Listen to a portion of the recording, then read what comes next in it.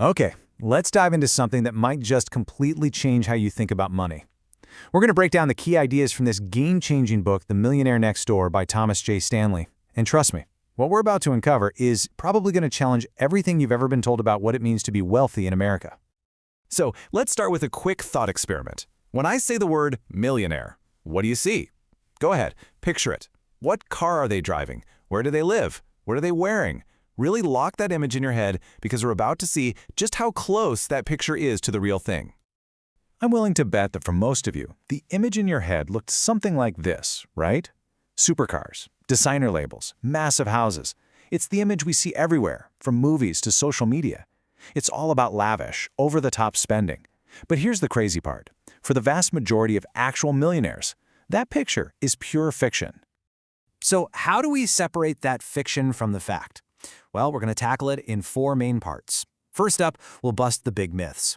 Then we'll get into the actual blueprint they use to build wealth. After that, we'll look at the surprising way family dynamics play a role. And finally, we're going to peek inside the millionaire mindset itself. All right, Section 1, the millionaire myth. And the subtitle here really says it all. It's not what you earn, it's what you keep. This is probably the single most powerful idea in the whole book, that our mental image of a millionaire is almost completely backwards. And this quote is the foundation for everything else. Wealth is what you accumulate, not what you spend. Think about that. You can have a doctor making, say, $500,000 a year. But if they're spending all of it on a huge mortgage, luxury car leases, and expensive vacations, they aren't actually wealthy. They're just living a high consumption lifestyle. But a school teacher making $60,000 a year who diligently saves and invests 15% of that person is the one who's actually building real, lasting wealth. It's all about your net worth, not the size of your paycheck. This chart here really drives the point home. On the left, you've got the high-income lifestyle. It's all about spending to project a certain social status. It's a treadmill. The more you make, the more you spend. But on the right, you have the high net worth mindset, and that focuses on saving, investing, and achieving financial independence. That right there is the true measure of wealth. So you might be wondering, how do they do it? Is there some magic trick? Nope. It's actually kind of boring. It's discipline. As you can see here, real millionaires are meticulous planners. They live on a budget. They know exactly where their money is going, down to the penny. They make it a non-negotiable rule to invest at least 15% of their income, and they have very clear, written-down financial goals. It's a system, not a secret, and it's a system anyone can start using today. Okay, moving on to Section 2, the blueprint for building wealth.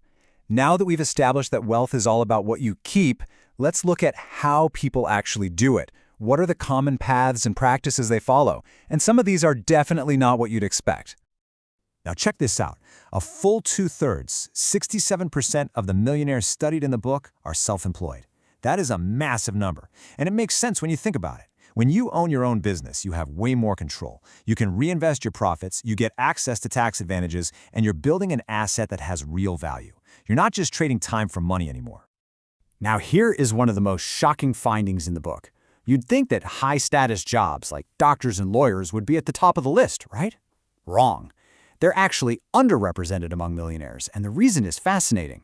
They often start their careers with a mountain of student debt, and then they feel this intense pressure to live up to their title, the big house, the fancy car, the country club. All that spending keeps them from actually accumulating wealth. Meanwhile, the guy who owns a chain of local laundromats might be quietly becoming a multimillionaire. And when it comes to the single biggest purchase most of us will ever make, a home, millionaires follow a very strict rule. The book says, never purchase a home that requires a mortgage that is more than twice your household's total annual realized income. Just let that sink in for a second. The standard advice is often 3, 4, even 5 times your income. But millionaires play a totally different game. They intentionally live in modest homes in nice, middle-class neighborhoods, which frees up a huge amount of their income to invest and grow. All right, let's move on to a really interesting and sometimes sensitive topic, family. How does wealth get passed down? Or more importantly, how do millionaires raise their kids to be financially independent themselves? This is a huge piece of the puzzle. So, the book coins this fantastic term for a common problem, economic outpatient care, or EOC. This is basically when well-off parents continuously give financial handouts to their grown children, helping with rent, car payments, you name it. It always comes from a place of love and wanting to help, but it can seriously backfire. And here's why. This economic outpatient care often does more harm than good. It cripples their kids' motivation to save and work hard for themselves. It gets them accustomed to a lifestyle they can't actually afford on their own. It ultimately makes them less financially independent, not more. And, as you can imagine, it can create a ton of resentment and conflict within the family. It's a classic case of good intentions leading to bad outcomes. This slide lays out the difference perfectly. On the left, you see what many well-meaning parents do. They just give cash, they cover bills, they enable that high-consumption lifestyle.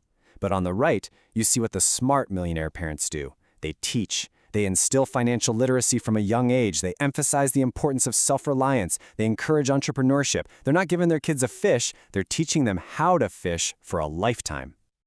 Okay, on to our final section, the millionaire mindset. We've talked about the myths, the methods, and the family dynamics, but what's going on inside their heads? It really boils down to how they think about and use their two most valuable resources, their time and their money. Now this number might surprise you. 8.4 hours. That is the average number of hours per month that real millionaires spend actively planning and managing their finances. That's more than a full workday every single month dedicated to their investments.